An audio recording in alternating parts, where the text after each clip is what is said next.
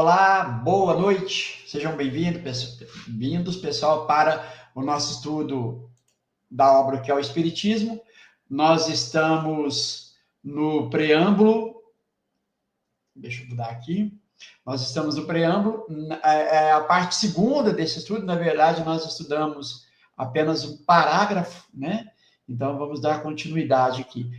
Pedindo a você o apoio aí, se inscrevendo em nossos canais. Canal Estudar Kardec, o Kardec Tube, Espiritismo em Kardec e o canal do José Paniagua. Inscreva-se, curta, comente e compartilhe os nossos estudos, tá bom, pessoal? Tem aqui ao meu lado, né, como sempre, os parceiros de estudo, Michel Macedo, que parece que está um pouquinho frio aí, né, Michel? E o José, que está também, que parece que está aí bem agasalhadinho, né? Boa noite, meus amigos. Passo para você, Michel. Eu queria dizer que se o IBGE falou que o espiritismo no Brasil está sumindo, no Polo Sul tem, tá? Que aqui diretamente do Polo Sul tem uma alma kardeciana pronta para falar em Kardec. Então, boa noite, Lauro, boa noite, José, boa noite a todos, sejam bem-vindos para a segunda etapa aí do nosso estudo do preâmbulo da obra que é o Espiritismo. Ainda estamos no início, recém no preâmbulo da obra, é o nosso quarto estudo. Aqueles que perderam os estudos passados, isso fica gravado tanto no meu canal quanto no canal do Lauro. O pessoal pode procurar lá nas playlists, digitar o nome do canal, o nome do assunto, e vai achar lá os estudos.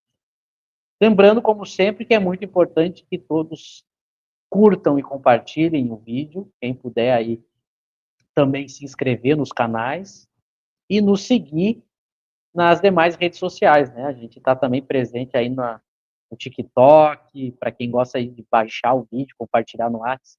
A gente tem conteúdos diários e também no Instagram. Então é muito importante o pessoal compartilhando, curtindo, se inscrevendo, seguindo, isso nos ajuda muito. A página do Kardec Tube também tem a opção para a pessoa se tornar membro, é uma espécie de assinatura, que ela ajuda a página, e que em breve aí vai ter conteúdo para a gente disponibilizar para quem é assinante. E por fim, participem aqui do nosso estudo através do chat, né? Tirem dúvidas, tragam comentários, isso sempre enriquece o nosso estudo, que apesar do frio, a gente tem uma excelente noite de estudo. Boa noite a todos, boa noite, Michel, boa noite, Lauro, boa noite a todo mundo aí que está nos acompanhando. E é isso, mesmo com o frio, a gente segue o nosso estudo da obra de Allan Kardec, o que é o Espiritismo, né? Essa obra é importantíssima, como a gente vem falando. Kardec escreveu essa obra como uma apresentação, uma introdução ao Espiritismo. Ele mesmo indicava esta obra. A gente vai sempre ressaltar aqui a importância de os centros espíritas apresentarem esta obra aos iniciantes, a necessidade disso, porque a gente sabe que no movimento espírita essa obra é bastante desconhecida, né? É isso, vamos continuar o estudo dessa obra importantíssima. Estamos aí no preâmbulo, né? Semana passada nós lemos o primeiro parágrafo da obra. Então, do preâmbulo, né? Então, nós vamos dar sequência hoje e contamos aí sempre com a colaboração, os comentários e as perguntas dos nossos internautas, do nosso público que nos acompanha sempre. Um excelente estudo a todos. Muito bom. Então, lembrando, pessoal, né, essa é a parte segunda do estudo do preâmbulo. Quem quiser assistir, então vá lá na playlist, né, seja em nossos canais, no Kardec, como disse o Michel, no meu aqui. Eu não sei se o José está compartilhando lá no dele, mas enfim, vá lá que vocês vão encontrar aí o primeiro parágrafo que foi estudado na semana passada, tá bom? Posso trazer o texto para a tela? Michel, José? Vamos lá, então.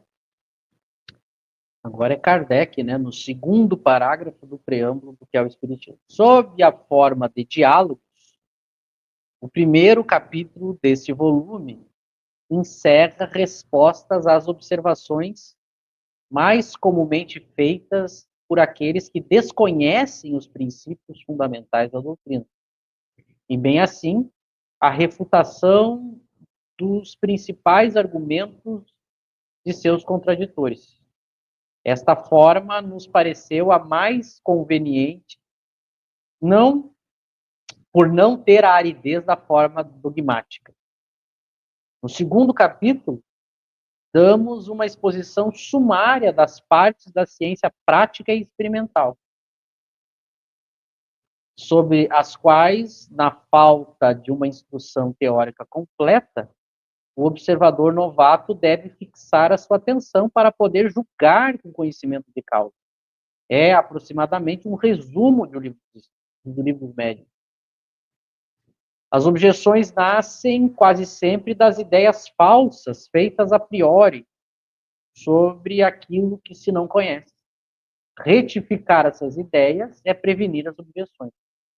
Tal é o fim desse pequeno trabalho. No terceiro capítulo, publicamos um resumo do Livro dos Espíritos, com a solução, pela doutrina espírita, de certo número de problemas do mais alto interesse de ordem psicológica, moral e filosófica, que diariamente são propostos e aos quais nenhuma filosofia deu ainda resposta satisfatória. Procurem resolvê-los por qualquer outra teoria, sem a chave que nos fornece o Espiritismo, comparem suas respostas com as dadas por este e digam quais são as mais lógicas, quais as que melhor satisfazem a razão. Então, esse grande parágrafo, em que Kardec faz uma síntese do que vai aparecer nas três partes da obra, são 3 capítulos, né? Então ele está explicando resumidamente o que contém cada um. Uma curiosidade, no francês, no original em francês, ele divide o comentário dele em 3 parágrafos, que é muito mais a cara de Kardec, né? Para falar do primeiro capítulo, ele criou um parágrafo, aí ele faz um parágrafo novo, fala do segundo, faz um parágrafo novo, fala do terceiro. Aqui o tradutor juntou todos os parágrafos, né? Então, na forma, ele perde um pouco da própria visualização didática que Kardec dava nos textos. Né? Isso é uma curiosidade interessante, porque até a organização da forma de como ele distribuía o texto era uma forma inteligente. Aqui ele juntou tudo as 3 partes no parágrafo inteiro, né? Por isso que a gente leu os 3. Mas o mais importante é entender, então, o que essa obra contém, né? A obra que é o Espiritismo. Como ele deixa claro, a primeira parte, ela é em formato de diálogos. Né? A gente comentou um pouco disso já nos outros estudos, como isso torna a forma de passar o conhecimento de uma maneira mais simples, mais fluida, mais didática, mais agradável. Então ele escolhe como se fosse ele, Kardec, conversando com 3 personagens, né? E é o cético, o crítico e o padre. E aí ele vai falar, bom, esse formato do diálogo, ele usa para responder, né, para responder às observações que as pessoas que ainda desconhecem os princípios fundamentais, né, da doutrina possam fazer. Então, aquilo que geralmente as pessoas desconhecem podem perguntar, questionar, ele procura responder nesses diálogos, né? Assim como também refutar os principais argumentos dos contraditores. Então, ele tinha essa preocupação já de mostrar aí, de uma forma sucinta esses princípios fundamentais e essas refutações, né?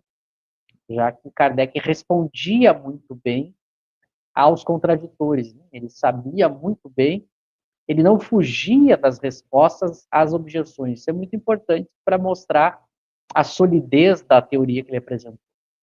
Ele encarou as diferentes explicações, críticas que fizeram a teoria espírita, ele expôs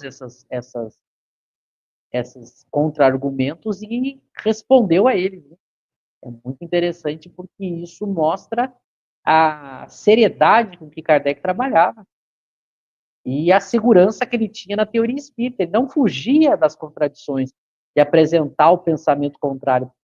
Pelo contrário, ele apresentou aqui o pensamento contrário e fez com que o leitor comparasse os argumentos do Espiritismo e os argumentos dos contraditores e que visse qual que era o mais lógico.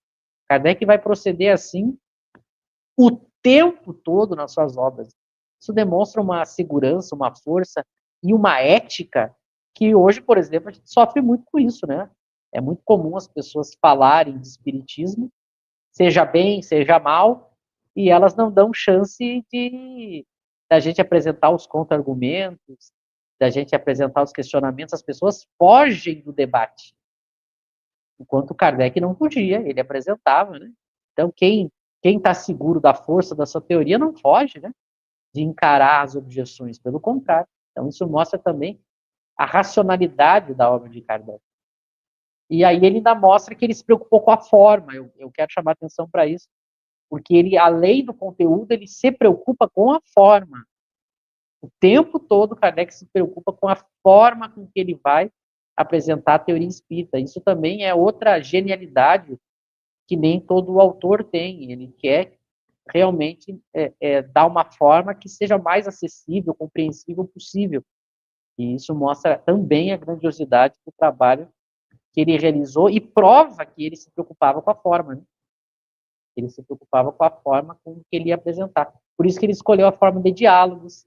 O Livro dos Espíritos, ele escolheu a forma de perguntas e respostas, porque são maneiras mais que facilitam o entendimento. Claro que algumas obras não são em perguntas e respostas nem em diálogo. Evidentemente que eu não vou construir uma ciência inteira sem apresentar texto corrido. Mas nas obras que eram dedicadas a dar um esboço geral dos princípios espíritas, ele sempre vai cuidar muito para escolher a melhor forma, né? E a gente use o exemplo de Kardec. Vejam que nessa época está se discutindo sobre como divulgar o espiritismo, prestem atenção no que ele faz. Ele se preocupa com a forma e busca aquela que ele julga a melhor, e a gente tem que imitar, porque os números mostram que ele foi muito bem sucedido nessa forma como ele escolheu para se comunicar, levando a doutrina. No segundo capítulo, ele coloca, então, a parte prática, né, que é a parte da mediunidade. Ele chega a dizer que um resumo do Livro dos Médiuns, né, que é uma espécie de resumo para aquele que nada conhece sobre a prática da mediunidade. Também é importante a pessoa entender o que ele vai apresentar na segunda parte. E a última parte é um resumo do Livro dos Espíritos, né, em que ele mostra algo muito interessante. A solução que o Espiritismo dá para diversos problemas discutidos pela sociedade. Isso é uma coisa que também se perdeu um pouco, né? O Espiritismo, ele tem a capacidade, ele nos fornece explicações, ele tem respostas para diversos problemas da nossa sociedade. Então, isso é uma função também prática do Espiritismo na teoria espírita. Isso é uma coisa hoje que se perdeu. Hoje a gente tem aí diversas discussões, problemas sendo tratados na sociedade, nos jornais, nas redes sociais, e o Espiritismo tem respostas e as pessoas não sabem. É muito interessante manter sempre o Espiritismo contextualizado dentro da sua época, mostrando que ele pode discutir as questões que a sociedade, intelectuais, as pessoas estão discutindo, né? Claro que ele não discute tudo, porque nenhuma ciência trata de tudo, mas ele mostra, né, ali, ó, ele chega a dizer que no ramo da filosofia, né, deixa eu ver bem certinho onde ele diz assim, da ordem psicológica, moral e filosófica. Então, toda a ordem de discussão psicológica, moral e filosófica, o Espiritismo pode oferecer a sua contribuição, a sua visão. Veja que é muita coisa a questão psicológica, moral e filosófica, né? E aí ele encerra, eu já passo para vocês, algo muito interessante. Ele diz para o leitor comparar as respostas que o Espiritismo dá para esses problemas com as que outras teorias dão e ver qual que oferece mais solução de maneira mais lógica e que satisfaça a razão. Também é outra coisa que se perdeu, né? A gente comparar as teorias que tentam explicar a mesma ordem de assuntos. Isso é muito importante. E ele mostra que o Espiritismo oferece o que nenhuma oferece. Porque a gente está vivendo uma época em que as pessoas buscam outras teorias para explicar, como se faltasse no Espiritismo a explicação. Como se em Kardec faltasse algo que as outras teorias pudessem complementar. E é o contrário. É o contrário. São as outras teorias que deveriam recorrer ao Espiritismo. Então a gente está vivendo isso, por exemplo, no meio espírita.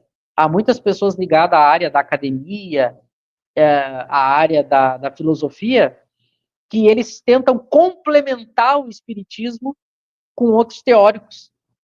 Sendo que, ao contrário, são os outros teóricos que não têm o que o Espiritismo tem para oferecer.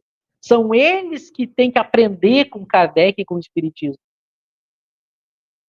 Então, vejam que o processo é diferente. O processo engrandece Kardec, não diminui ele, como muitas pessoas colocam, como se Kardec tivesse ficado preso no século XIX, como se as coisas que ele disse tivessem ultrapassadas, precisassem ser atualizadas para poder servir para a sociedade atual. Agora a gente viveu aí, as pessoas estão num agito de que eu preciso atualizar Kardec, o Espiritismo, para que as pessoas sigam. Não, as pessoas precisam saber, pelo contrário, as pessoas precisam conhecer Kardec para saber que ele oferece a resposta melhor que os outros. Isso é muito importante e a gente vai ver aqui, nessa terceira parte dessa obra. Passo para vocês. Eu acho que o Michel resumiu bem, tratou de vários pontos aí do preâmbulo, desse parágrafo, né? E aí eu ia destacar alguns pontos. Então, Kardec faz...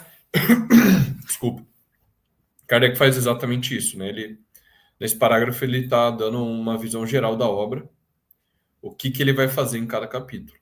Então, no primeiro, ele vai responder as principais objeções. No segundo, é a parte prática, experimental. Ele vai resumir, basicamente, o livro dos médiuns, né? E no terceiro capítulo, ele dá a solução de alguns problemas, né, filosóficos. Seria um resumo de O Livro dos Espíritos. Ele é curioso, né, porque, veja, o Michel ressaltou a questão da forma, né? A forma do texto, o cientista, o filósofo, ele escolhe a forma do texto de acordo com o objetivo que ele quer transmitir naquele texto, né? Quais as ideias que ele quer tratar. Então, veja, quando Kardec vai fazer um resumo dos princípios espíritas, ele vai usar um texto dissertativo comum, que a gente conhece, que é no terceiro capítulo. E no segundo também, ele quer dar um resumo do Livro dos Médiuns, ele vai usar um texto dissertativo. Mas como no primeiro capítulo o objetivo é responder às objeções, veja, uma resposta pressupõe uma pergunta, um questionamento, né? Então, o próprio capítulo 1 teria essa natureza dialógica, como se diz na filosofia, né? De diálogo, interlocução, de pergunta e resposta.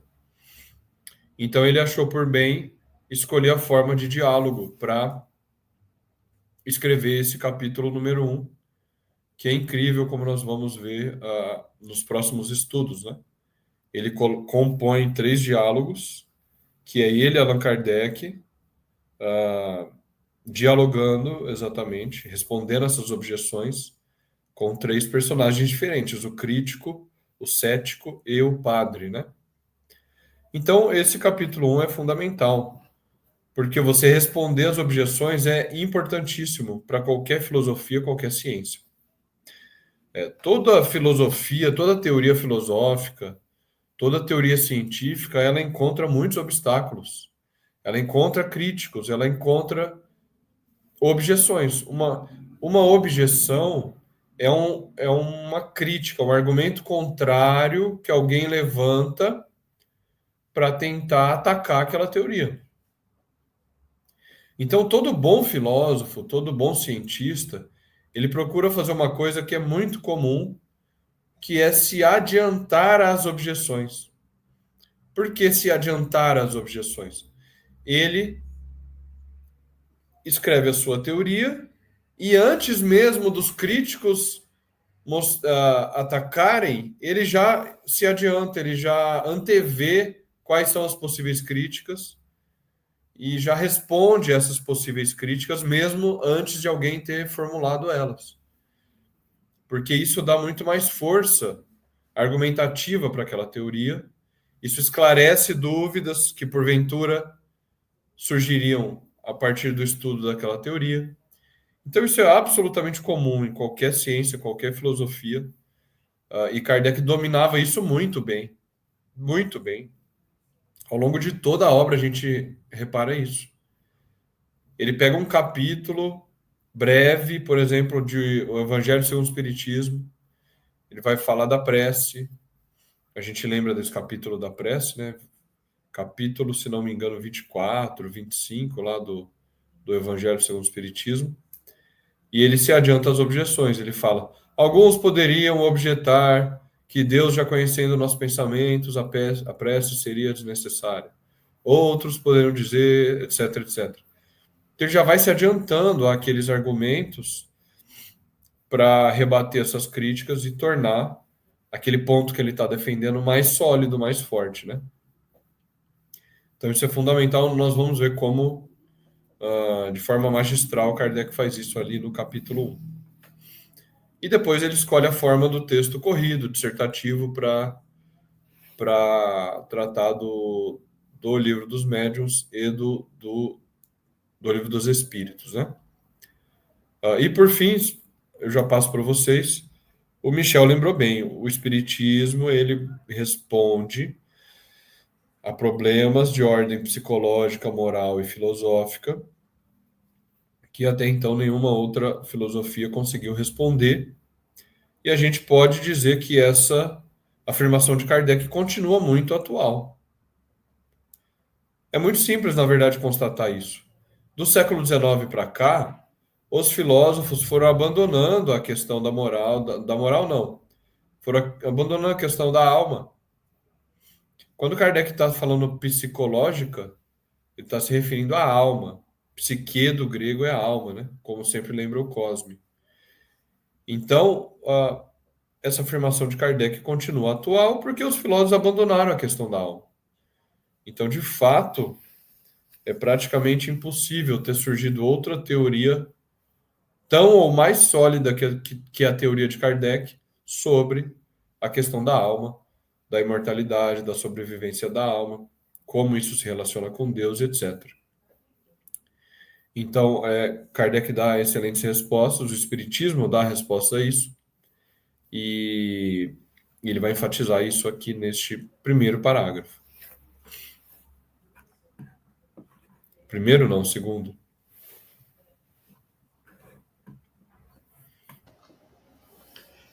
E essa forma, né, por exemplo, o primeiro capítulo, Pequena Conferência Espírita, é uma forma agradável de se ler, né? Você vê ali perguntas e respostas, ou Kardec respondendo, né, aos contraditores, ou aqueles que querem opor, né, ao Espiritismo, como foi citado, o cético, o padre e o crítico, é agradável, é prazeroso.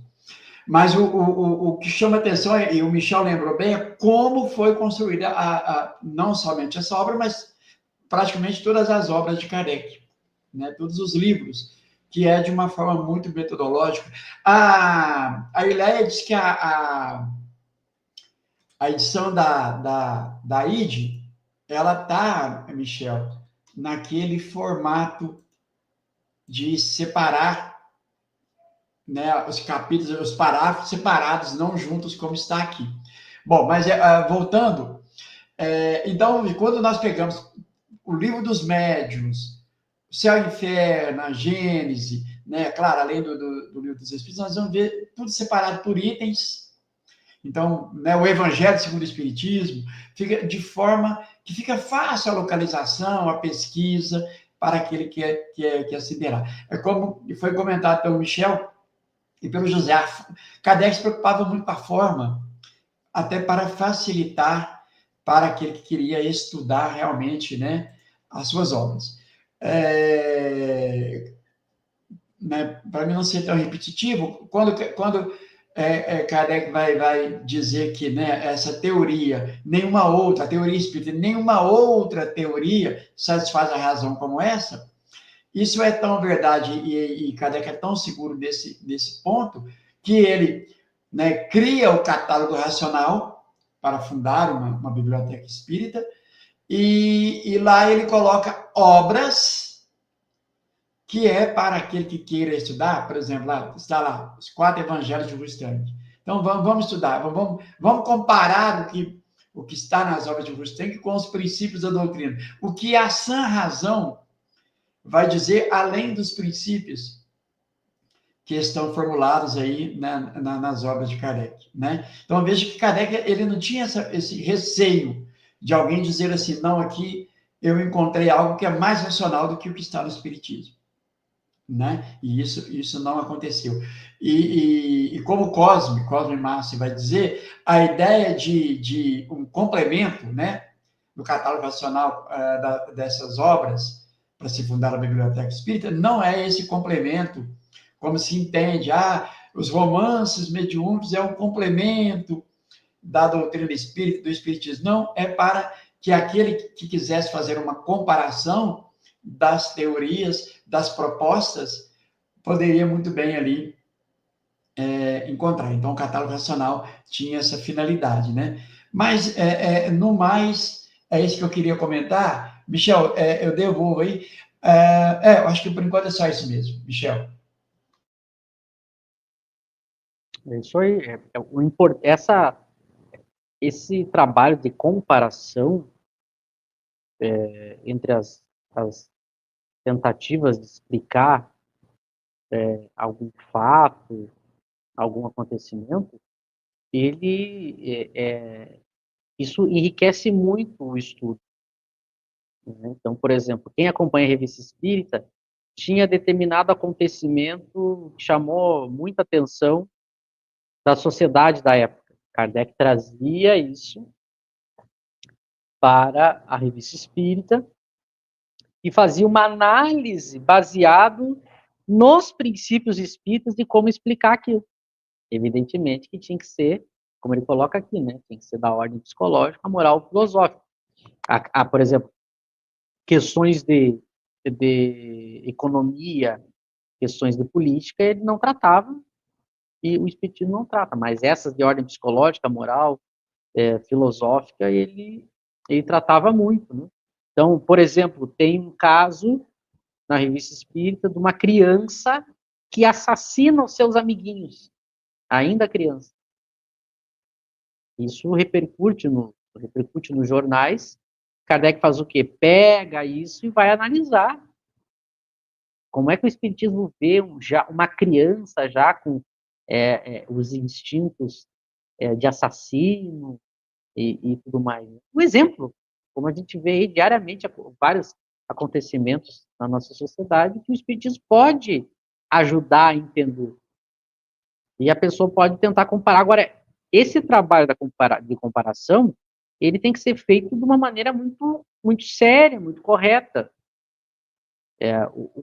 Qual é o erro que a gente critica, por exemplo, que foi feito no movimento espírita? O movimento espírita tenta fazer ligações do espiritismo com outros assuntos, mas tenta buscar uma explicação se utilizando de outras ciências que partem de outras premissas. Por exemplo, se eu tento explicar algum fenômeno do ponto de vista materialista, eu não posso usar essa visão materialista para tentar explicar um fenômeno espírita, porque eles são radicalmente contraditórios. Então, por exemplo, a proposta espírita vai explicar um determinado fenômeno de uma maneira, e, por exemplo, a teoria do Freud vai explicar de uma outra maneira. Eu não posso tentar achar uma ligação entre a teoria freudiana e a espírita, porque a teoria freudiana é materialista. Para citar um exemplo. E a gente sabe que se tornou muito comum no meio espírita essa salada.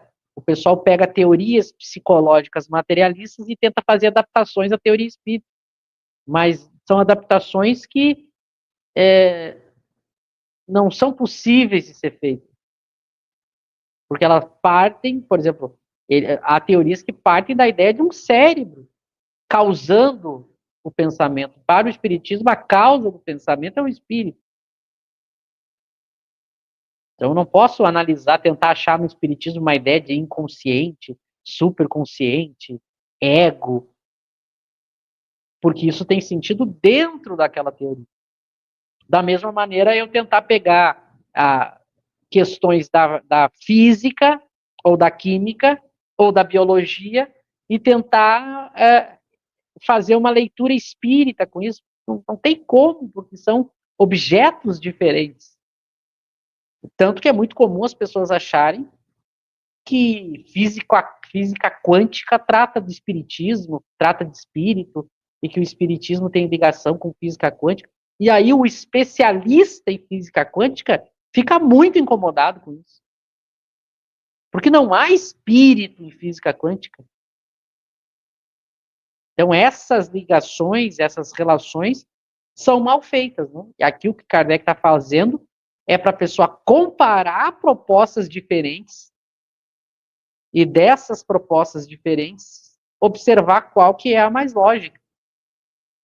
Então vejam que é uma coisa diferente do que eu pegar várias teorias que se contradizem e tentar fazer uma teoria só, que não é o caso que Kardec propõe, porque ele sabia muito bem que isso não funciona. Então isso é muito importante salientar, que a gente pode ter muitas pessoas novas assistindo, e a pessoa vem do movimento espírita que está acostumado com isso.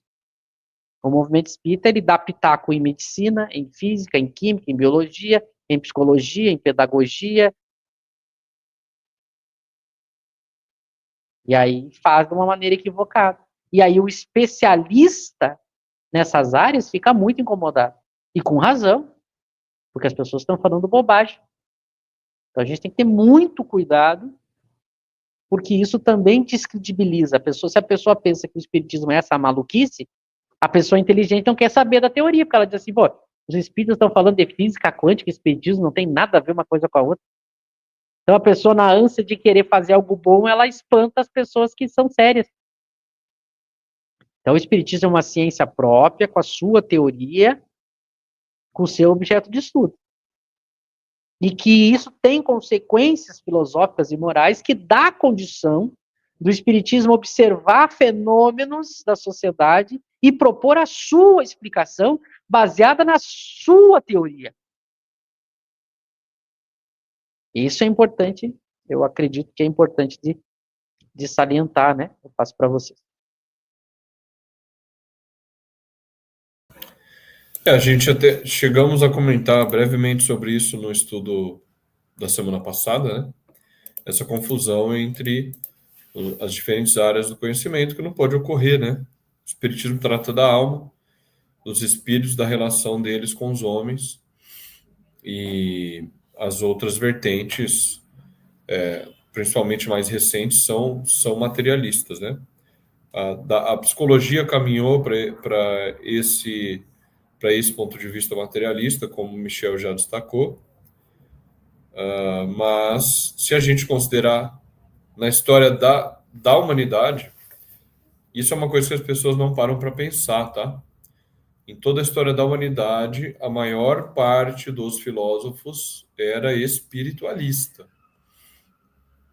Essa coisa de filósofo ateu materialista é invenção nossa do século XX, século XIX para o XX. Se você pegar os gregos, Sócrates, Platão, Aristóteles, os três maiores eram espiritualistas no sentido que Kardec dá lá no começo da introdução de O Livro dos Espíritos.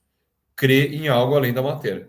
Claro, cada um vai olhar para a alma de uma maneira diferente, Platão de um jeito, Aristóteles de outro, mas ambos podem ser considerados espiritualistas aqui e não materialistas. Depois, obviamente, na filosofia cristã medieval, todos espiritualistas, por motivos óbvios, e depois na modernidade também.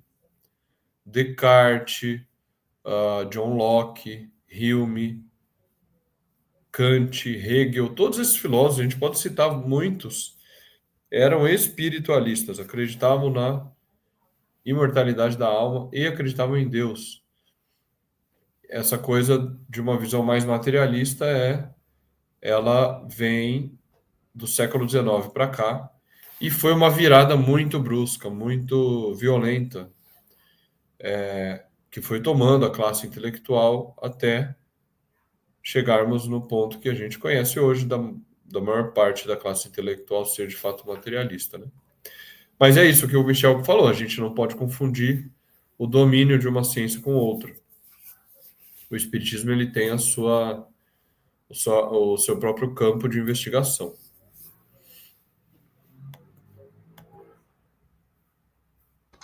Ótimo. Michel, a Irleia te faz uma pergunta. Michel, essa criança que você acabou de citar, né, sobre o assassino de seus coleguinhas, na verdade, se trata de um espírito em reencarnação com 300 anos? Não sei se você entendeu a pergunta. Não entendi, mas posso falar um pouco sobre isso. Até eu vou dar uma pesquisada aqui, se alguém lembrar qual ano, qual artigo, em qual mês que está, para as pessoas poderem ver, que eu vou também ver. É 1858, Michel. É 58 mesmo? Eu estou tentando lembrar o mês aqui. Tá, eu também já olho aqui. Mas para Irley e para todos que querem mais ou menos entender resumidamente, né?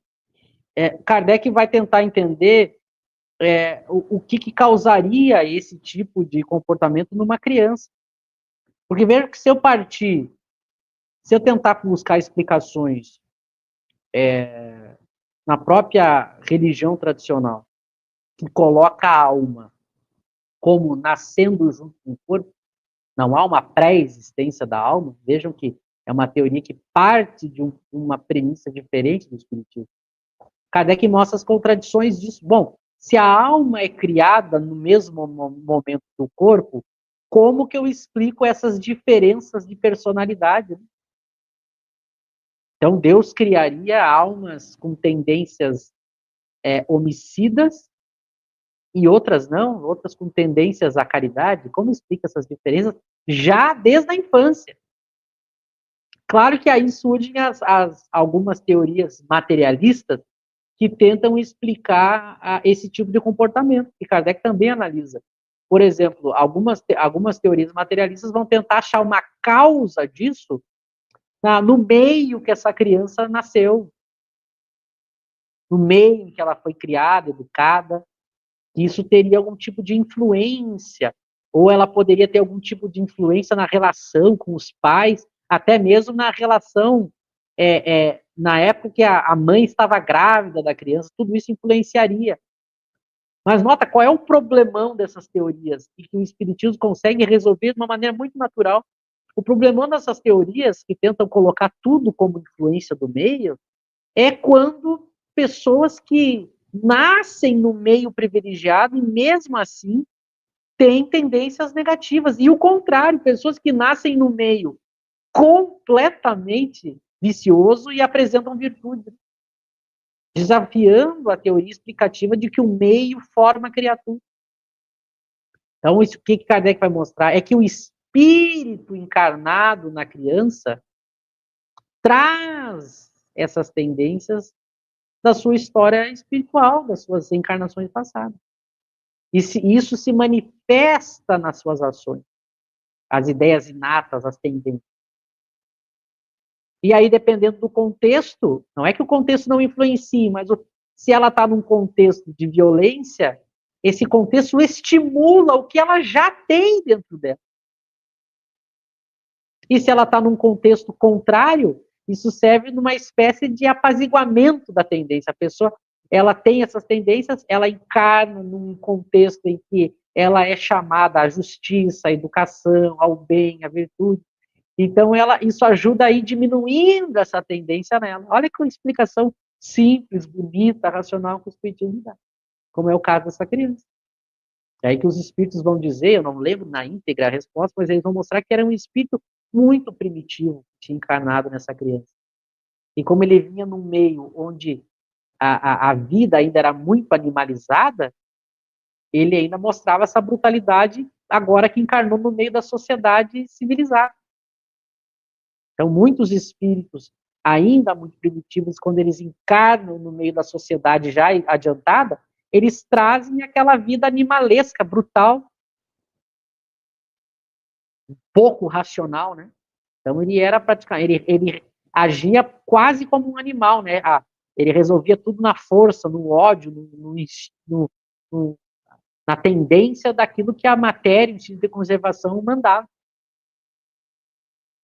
Enquanto a sociedade mais evoluída, ela já tem como contrapeso a educação, os bons costumes, a polidez, o raciocínio, o controle das paixões. Então, por isso que a gente tem esses choques aí na sociedade, né? São espíritos que eram acostumados em outro contexto.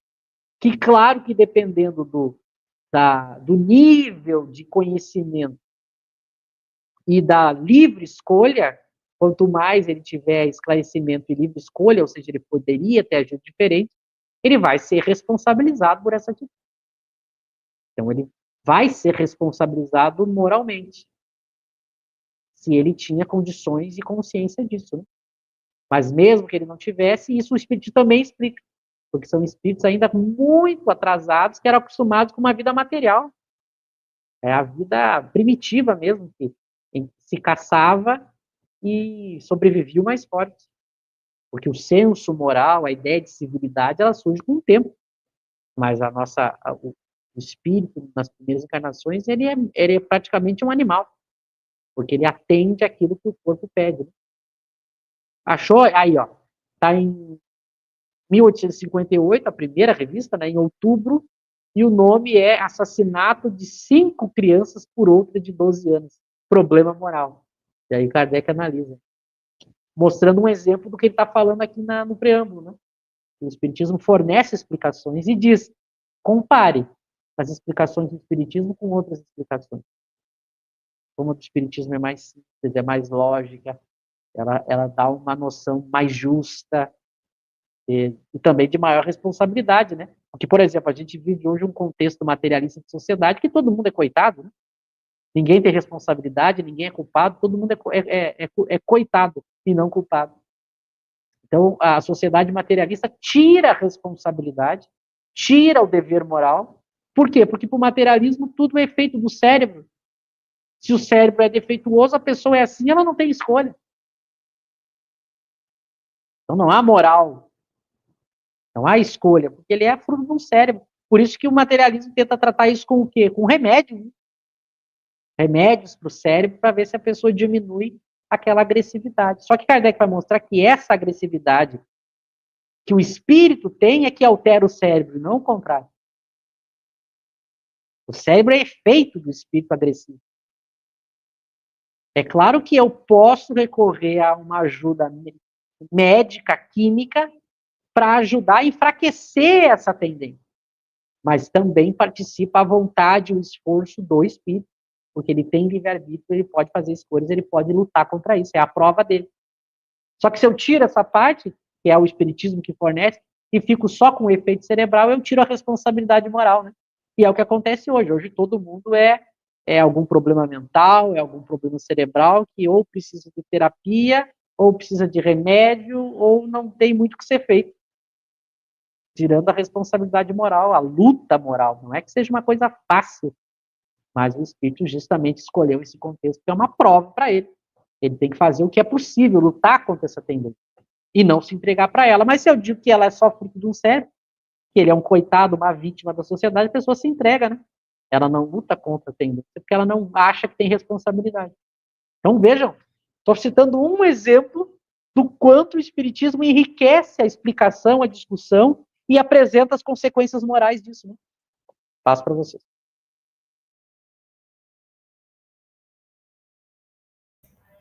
Eu não sei se tem mais perguntas, Lauro. Eu estava olhando aqui, a Nelly colocou os trechos, né, do texto do assassinato de 5 crianças por outra de 12 anos, né?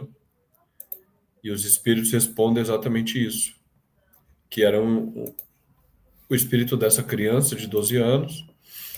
Kardec cita, apresenta lá o caso, né? Estavam brincando no jardim, e aí essa criança de 12 anos convida 5 crianças para entrar dentro de um baú, fecha e senta em cima, né? Por quase uma hora. Então, é evidente que existe, neste caso, uma maldade inerente na criança. Isso é inegável. É um fato. Para uma criança produzir uma monstruosidade dessa, tem uma maldade inerente ali. Ou inata, como diriam os filósofos, né? Agora, como é que se explica isso?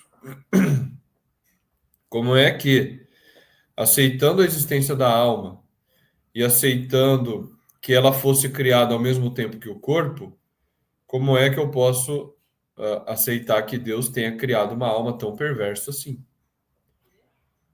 De uma criança, e dar a possibilidade de uma criança fazer isso, né? É claro, o Michel lembrou que cada um vai tentar explicar de uma maneira, a psicologia materialista vai tentar explicar pelo meio, só que não explica, né? Esse caso pode muito bem ter ocorrido a partir da educação de pais que fossem pessoas boas, que deram uma boa educação moral para aquela criança. Isso acontece o tempo todo, né? A criança estuda numa boa escola e comete atrocidades como essas. Então, ao longo da obra de Kardec, ele vai fazer esse trabalho de comparar as doutrinas, comparar as teorias, né? O que ele está dizendo aqui, comparem e vejam qual é a que responde melhor. Ele faz isso o tempo todo. Ele fala, olha, eu tenho 3 propostas. Número 1, a proposta da igreja. Proposta das religiões em geral. Número 2, tem a proposta materialista, que é o nada. E número 3, tem o espiritismo. É claro que quando a gente fala materialismo, tem muita coisa envolvida aí. Quando a gente fala igreja ou religiões, tem muita coisa envolvida aí. Só que para a argumentação de Kardec, quando ele está tratando desses problemas morais, a gente pode sim aproximar o ponto de vista materialista, mesmo que tenha filósofos diferentes ali, e mesmo que tenha religiões diferentes, as religiões têm um tronco comum, que é a imortalidade da alma, a existência de Deus, e o fato, pelo menos se a gente considerar as grandes religiões monoteístas, o cristianismo, o judaísmo e o islamismo, elas têm pontos em comuns que são pontos fundamentais para a análise que Kardec faz em geral, que é a alma é criada ao mesmo tempo que o corpo e após a morte ela vive indefinidamente na vida espiritual e não retorna para um corpo, não existe reencarnação. Para o espiritismo, essas duas coisas estão equivocadas. A alma existe antes do corpo e após a morte ela continua existindo e ela pode voltar a animar um novo corpo. Então, o tempo todo Kardec está fazendo essa comparação, né? Materialismo, religiões, espiritismo. Então, este caso específico citado aqui, do assassinato de 5 crianças por outra de 12 anos, o materialismo não consegue explicar. A igreja vai explicar como? Pelo pecado original. Vai falar, olha, existem crianças que têm ali uma maldade intrínseca, mas porque elas já foram manchadas pelo pecado original. É a tentativa da religião explicar, né? Do cristianismo explicar, mas é difícil explicar isso, porque Kardec vai também contra-argumentar com relação a isso. Como é que nós podemos pagar por o erro de outro, né? Enfim, cada um deve ser responsável pelas suas próprias ações, né? E não ter as consequências da ação de outro. É o que o Michel estava lembrando. Então, Sem dúvida nenhuma, o Espiritismo ele consegue responder várias dessas questões de maneira bastante racional e lógica, né? Como o próprio Kardec afirmou aqui nesse texto.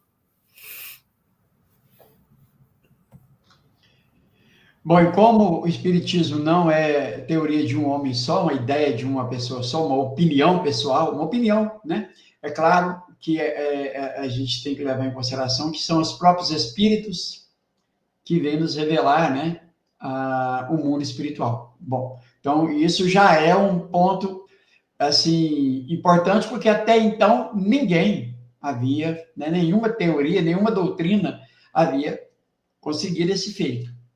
Bom, a segunda parte de tudo isso. Alguém pode perguntar assim, mas como nós vamos poder certificar do que o Espírito está explicando sobre essa criança, né, é de fato real? Olha, pode ser que não seja, pode ser que sim, mas ela é lógica. Ela responde aquilo que o José acabou de falar, a pontos que ficariam obscuros. E a própria razão aceita, fala, olha, é possível, né? Eu estava lendo na Revista Espírita de 1862 um artigo chamado Mistério da Torre de São Miguel, em Bordeaux, sobre um caso de pessoas que foram enterradas, e dentre essas pessoas, uma foi possivelmente enterrada viva, e que evocaram esse espírito, né? Então, o Kardec vai dizer assim, olha, depois da comunicação das respostas, não temos como certificar se de fato é o espírito que está respondendo. Os espíritos, que aí depois outros espíritos foram evocados, né, dentro do contexto, o cara vai dizer, olha, não tem como nós certificarmos, mas o que eles, né, nos explicam é racional, está dentro de uma moral, né, que nós podemos aqui fazer um estudo para proveito, né, dessas comunicações. Então, veja que Kardec não ficou preocupado com a forma, sim, com o fundo. Então, a mesma coisa seria se alguém viesse objetar contra essa explicação que o Espírito dá a respeito desse assassinato, não temos como certificar se de fato é assim, mas ela é racional e ela, né, nos leva a poder até, como que eu vou explicar, tentar explicar. Bom, o próprio Espírito vai dizer que, né, Deus permite que um Espírito encarne no mundo, ele ousou encarnar na Terra, né, um Espírito atrasado, mas veja bem, se Deus permitiu que isso acontecesse, é porque tinha um fim providencial para a sociedade, rever leis, enfim, né, e a gente vai encontrar isso lá. Então, o Espiritismo vai dar um fim ou uma explicação racional para aquilo que poderia ficar no escuro. Como o José falou, olha, o materialista não conseguiria explicar, a não ser dizer assim, olha, isso aí é uma questão fisiológica. Ele é assim porque o corpo dele o torna assim. Então, ele nem tem responsabilidades. A igreja vai dizer, como o José lembrou, que é o pecado original, é um mistério. Então, não se discute quanto ao que é mistério, não um dogma. E o Espiritismo vem dar aí uma solução muito mais racional para esse problema em questão. Então, o que acontece aqui no Livro dos Espíritos, desculpa, no que é o Espiritismo, nessa primeira parte de diálogos, é justamente isso. Kardec explicando, né, contra-argumentando aqueles objetores, trazendo argumentos, explicações racionais dentro de uma teoria muito sólida, muito bem fundamentada. Michel. É isso aí, por isso a relevância da revista espírita, né? As pessoas verem isso na prática, o Kardec fazendo o tempo todo esse tipo de, pegando esses casos e sempre fazendo uma análise muito boa. Pena que se perdeu isso, né? Se perdeu isso tanto com relação aos espíritas fazendo, usando a teoria espírita. Hoje o movimento espírita, quando ele vai analisar algum fato da sociedade, daí ele já vem com as teorias de Emmanuel e André Luiz explicar, né? E aí não tem e essa lógica que satisfaz a razão, que Kardec está dizendo, compare e fique com a mais lógica, aí a pessoa que está de fora, ela compara e diz assim, não, eu vou ficar com o materialismo mesmo, que ela está sendo mais racional. Esse é o problema se eu não oferecer uma teoria boa como a de Kardec. E em termos de sociedade em geral, a gente perdeu um pouco isso, né? De ter alguma coisa acontecendo e ser entrevistado cada área, a cada teórico possível para tentar dar uma explicação. Né? A gente perdeu um pouco isso também. A maioria das vezes hoje, quando a gente tem um acontecimento como esse exemplo dessa criança, o que os jornais fazem? Eles entrevistam um psiquiatra, um psicólogo materialista. Aí a explicação é sempre né, algum transtorno mental. O que causou o transtorno mental? Ou foi alguma coisa cerebral, genética, ou alguma experiência traumática na infância. É sempre assim. Qual é o problema? É que se você pegar e for reproduzir essa explicação para todo um conjunto de fatos, tem várias contradições. Sendo que a explicação que o Espiritismo fornece, ela consegue também dar uma resposta satisfatória e consegue incluir o espírito na jogada. Porque há espíritos. Uma vez que há espírito, eu não posso dar uma explicação que negue o espírito, porque essa explicação vai ser incompleta ou falsa. Porque se os fenômenos mostraram que há espíritos, eu tenho que considerar o espírito para explicar os fenômenos que os espíritos estão participando. Esse é o problema do materialismo. Qual é o problema do materialismo? É que ele tirou o espírito da jogada.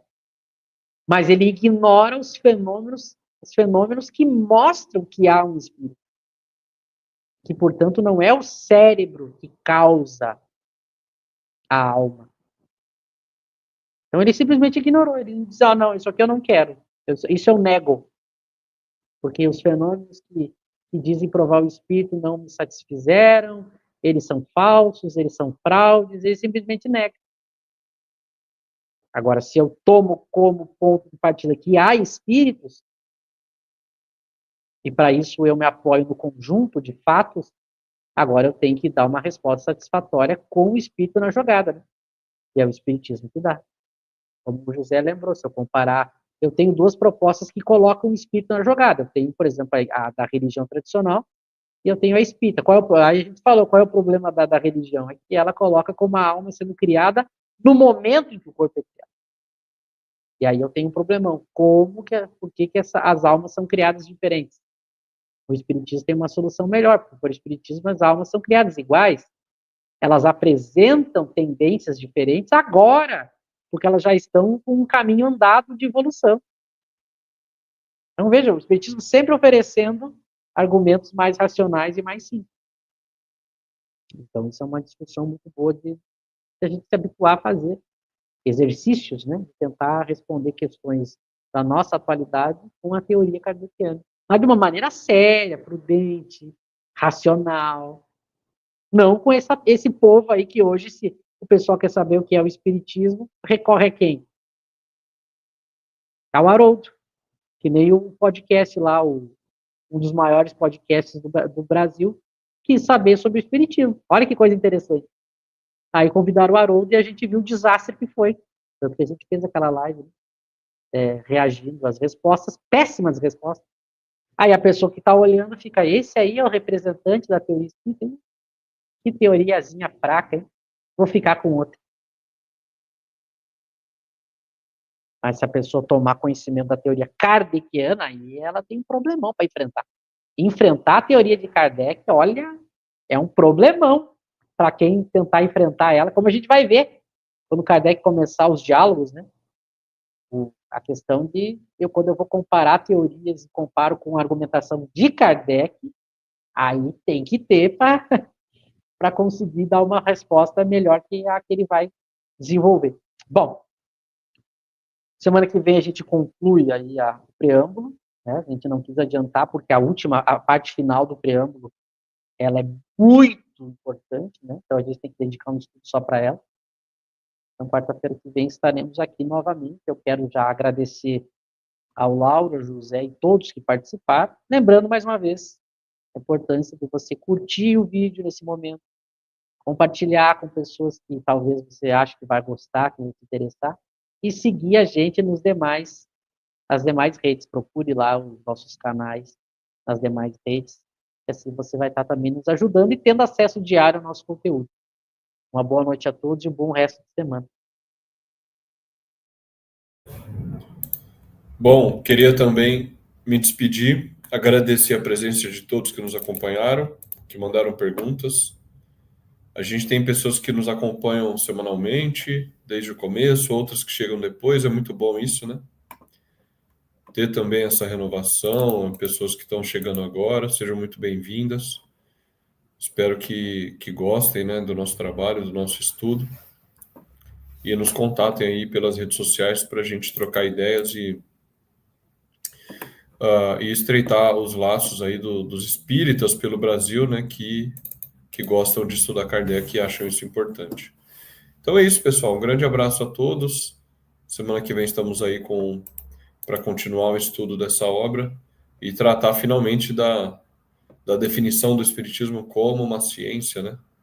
Tema do qual nós gostamos bastante. Então, uma boa noite a todos e sigamos aí estudando Kardec. Um grande abraço. É isso aí. José, Michel, obrigado. Obrigado ao pessoal do chat.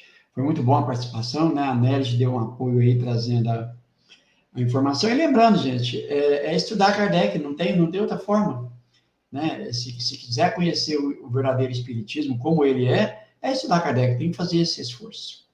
Largar um pouquinho esses vídeos de palestras aí que não, às vezes só complica e só nos faz perder tempo, e assistir realmente vídeos, já que a gente está falando de assistir vídeos, de quem é sério para estudar Kardec, e mergulhar nas obras de Kardec, acima de tudo. Esse é o mais importante aí, para quem quer compreender a teoria espírita. Obrigado, então, mais uma vez. E aqui no canal Estudar Kardec, retomamos os nossos estudos na segunda-feira, com o estudo do que é o Espiritismo. Obrigado a todos, forte abraço, boa noite.